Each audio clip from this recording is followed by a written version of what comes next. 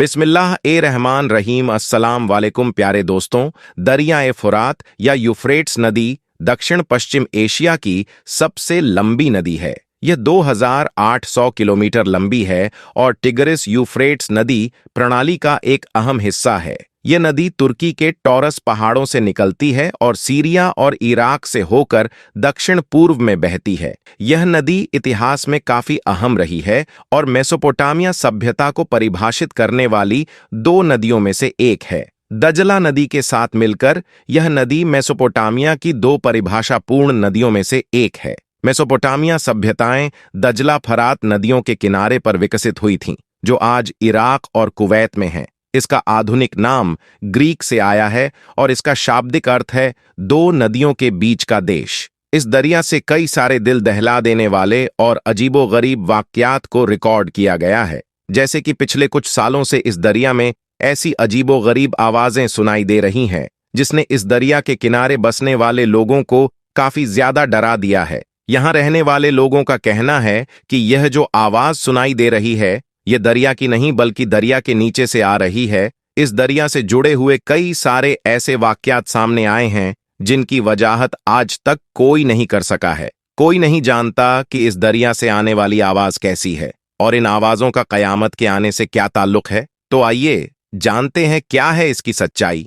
दोस्तों, एक ऐसा दरिया जिसके सूखने का इंतजार दज्जाल कर रहा है, और एक ऐसा दरिया जिसने कयामत से पहले की बताई हुई निशानियां को जाहिर करना शुरू कर दिया है। एक ऐसा दरिया जिसके सूखने के बाद कयामत का आना लाजिम है। दरिया ए फुरात एशिया की सबसे लंबी और बहुत ही इंपॉर्टेंट नदी है। यह दरिया तुर्की के टोरस पहाड़ों से शुरू होकर सीरिया और इराक से होते हुए शाहतल अरब में दजला रिवर से मिलती है और फारस की खाड़ी में गिरती है। इस दरिया की खास बात यह है कि इसका जिक्र बाइबल में भी मिलता है और दूसरे रिलीजन में भी। इस दरिया के बारे में कई सारी हदीसें बयान की गई है। इस दरिया को मुख्तलिफ मजहबों में अलग अलग अहमियत दी गई है। इसके अलावा इस दरिया से सोने के पहाड़ के जाहिर होने की पेशनगोइयां भी की गई है। इसके अलावा यह भी बताया गया है कि कयामत की बड़ी निशानियां में से एक निशानी यह भी होगी, यह दरिया पूरी तरह से सूख जाएगा। दोस्तों, कयामत से पहले इस दरिया से कई सारी ऐसी निशानियां जाहिर होंगी जिससे यह पता चलेगा कि अब कायनात का खात्मा करीब है, यानी कि कयामत अब ज्यादा दूर नहीं है।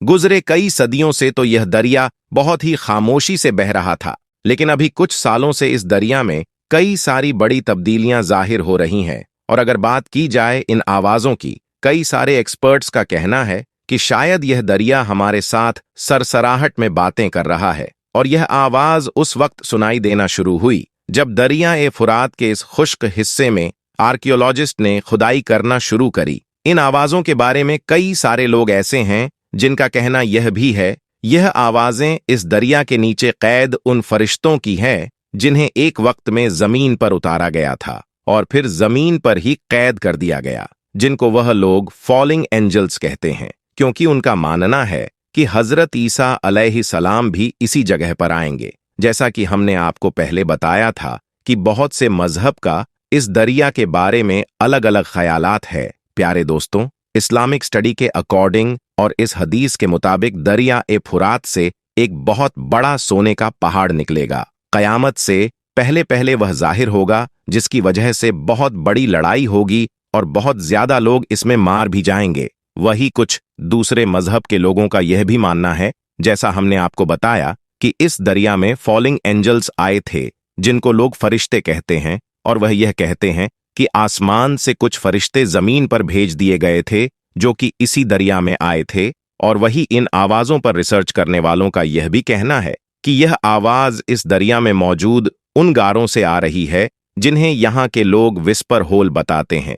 वही कुछ मजहबी लोगों का यह भी कहना है कि शायद यहाँ कोई जिन्नात वगैरह मौजूद हो जो इस दरिया से आने वाली तब्दीलियां की वजह से काफी ज्यादा परेशान हो चुके हैं। इस दरिया के बारे में यह भी बताया जाता है कि यह दरिया कोई आम दरिया नहीं है, बल्कि एक रूहानी दुनिया और हमारी दुनिया के दरमियान एक बाउंड्री है, क्योंकि जैसा कि हदीस में बताया गया है कि इस दरिया का पानी सिदरातुल मुंतहा की जड़ों से आ रहा है और अब इस दरिया का पानी मुसलसल कम होता ही जा रहा है, जिसकी वजह से यहाँ रहने वाली मखलूक बेचैन होकर आवाज निकाल रही है। इस मखलूक को काफी शदीद तकलीफ हो रही है और यह इसी तकलीफ की वजह से चिल्ला रही होगी दोस्तों। बहरहाल जो भी हो, यह दरिया बहुत ही तेजी के साथ खुश्क होता जा रहा है और कई सारे एक्सपर्ट्स का कहना है कि अगर यह सब कुछ ऐसा ही चलता रहा तो साल 2040 तक यह दरिया पूरी तरह से सूख जाएगा। यह हमारे लिए बहुत ही खतरनाक बात है क्योंकि इसका ताल्लुक इस्लाम में क़यामत के करीब आने से है। यह सब क़यामत की निशानियां हैं जो क़यामत के जाहिर होने से पहले पूरी होनी है। प्यारे दोस्तों, 6 जून 2022 को एक बहुत बड़ी खबर निकल कर आई थी इसके बारे में। इसमें बताया गया था कि इस दरिया के सूखा होने से 3500 वर्ष पहले की एक पुरानी बस्ती को ढूंढ लिया गया है। आर्कियोलॉजिस्ट के नजदीक जाहिर होने वाली यह बस्ती 1475 ईस्वी से 1275 ईस्वी के बीच बनी हुई थी। प्यारे दोस्तों, यह शहर बगदाद से 100 किमी दूर दरियाए फुरात के किनारे ढूंढ लिया गया था। इसे इंसानी तारीख का पहला शहर बताया जाता है जिसकी आबादी 3 लाख से भी ज्यादा थी। प्यारे दोस्तों, हमारे और आपके प्यारे आका हुजूर अकरम सल्लल्लाहु ताला अलैहि वसल्लम ने फरमाया है कि क़यामत उस वक्त तक नहीं आएगी जब तक कि दरियाए फुरात से सोने का पहाड़ जाहिर ना हो जाए, और इस पहाड़ के जाहिर होने के बाद इस पहाड़ के पीछे बहुत बड़ी जंग होगी और इस लड़ाई में हर 100 में से 99 आदमी मारे जाएंगे। इन सभी लोगों में से हर कोई यह सोचेगा कि शायद मैं बच जाऊंगा, और कहा कि अगर तुम उस वक्त मौजूद हो तो उस पहाड़ में से हरगिज कुछ भी मत लेना। कई एक्सपर्ट्स का मानना है कि जो शहर यहां से मिला है यहीं पर सोने का पहाड़ है। इस शहर के नीचे सोना मौजूद है, लेकिन दोस्तों अभी तक इस जगह से सोने का कोई भी खजाना दरियाफ्त नहीं हुआ है। लेकिन बहुत से इस्लामी स्कॉलर्स का यह भी कहना है कि यह सोना रियल गोल्ड होगा जिसके पीछे दुनिया की बड़ी बड़ी ताकतें जंग लड़ेगी और यह सोना दरिया के नीचे से निकलेगा, यानी दरिया को फाड़ कर निकलेगा। और दोस्तों, आप तो जानते ही होंगे कि हिस्ट्री में भी सोने को लेकर बहुत बड़ी बड़ी जंगें पहले भी हो चुकी है।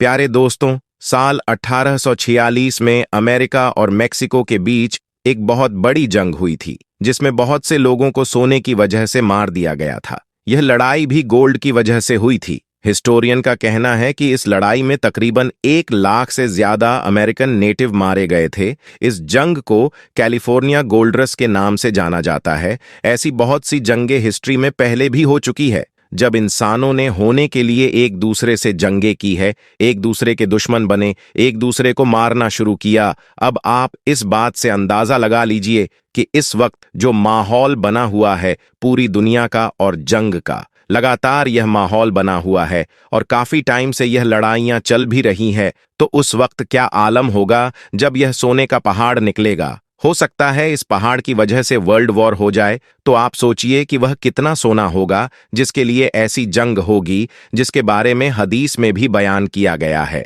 और दोस्तों, यह वही दरियाए फुरात है जिसके बारे में दज्जाल ने एक जजीरे पर हजरत तमीम दारी रजी अल्लाह ताला अन्हो से सवाल किया था, यानी दज्जाल को भी इस दरिया के सूखने का इंतजार है। हजरत तमीम दारी रजी अल्लाह ताला अन्हु की मुलाकात दज्जाल से हुई थी। प्यारे दोस्तों, हमें खुद को उन बड़े और खौफनाक हालात के लिए तैयार करना है क्योंकि बहुत तेजी से हमारे करीब कयामत आ रही है। अल्लाह से यही दुआ है कि वह हमें दुनिया और आखिर तक की तमाम कामयाबी अता फरमाए और हम सबके लिए आसानी का मामला फरमाए और कहने सुनने से ज्यादा अमल करने की तौफीक भी अता फरमाए। आमीन या रब्बुल आलमीन। प्यारे दोस्तों, कमेंट बॉक्स में आमीन जरूर लिखे। क्या पता किसका लिखा आमीन कब कबूल हो जाए। प्यारे दोस्तों, कयामत की जिन बड़ी निशानियां के बारे में बात करने वाले हैं, यह वह निशानियां हैं जो पूरी दुनिया के अंदर एक साथ जाहिर हो रही है। इन निशानियां के बारे में हदीस के अंदर भी बताया गया है। जैसे साइंस कहती है कि हमारी यह दुनिया धीरे धीरे डूब रही है, कयामत की यह भी एक बड़ी निशानी पूरी होती हुई नजर आ रही है। फरात नदी के बारे में कुछ और बातें। फरात नदी के सबसे पुराने संदर्भ दक्षिणी इराक में शुरूपक और प्री सरगोनिक निप्पुर में पाए गए क्यूनिफॉर्म ग्रंथों से मिलते हैं। ये ग्रंथ 3री सहस्राब्दी ईसा पूर्व के मध्य के हैं। सुमेरियन में लिखे गए इन ग्रंथों में फरात नदी को बुरानुना कहा जाता है। इस्लाम यह कहता है कि हमें एक ईश्वर को पूजना चाहिए जो हम सबका मालिक है, जिसका कोई रंग है न कोई रूप है, जिसे किसी ने नहीं बनाया पर उसने हर चीज को बनाया। इस्लाम कहता है कि तुम्हारी मेहनत की कमाई से 2.5% गरीबों को दान कर देना हर हालत में जरूरी है। इस्लाम कहता है कि तुम लोगों की मदद करोगे तो खुदा तुम्हारी मदद करेगा, और जो कुछ भी तुम अपने लिए चाहते हो वही सबके लिए भी चाहो तो ही एक सच्चे मुसलमान बन सकते हो। प्यारे दोस्तों, हम उम्मीद करते हैं कि आपको यह वीडियो अच्छी लगी होगी। अगर आपको यह वीडियो पसंद आई है तो आप इसे लाइक जरूर करें और अपने दोस्तों में जरूर शेयर करें। अस्सलाम वालेकुम रहमतुल्लाहि व बरकातहू।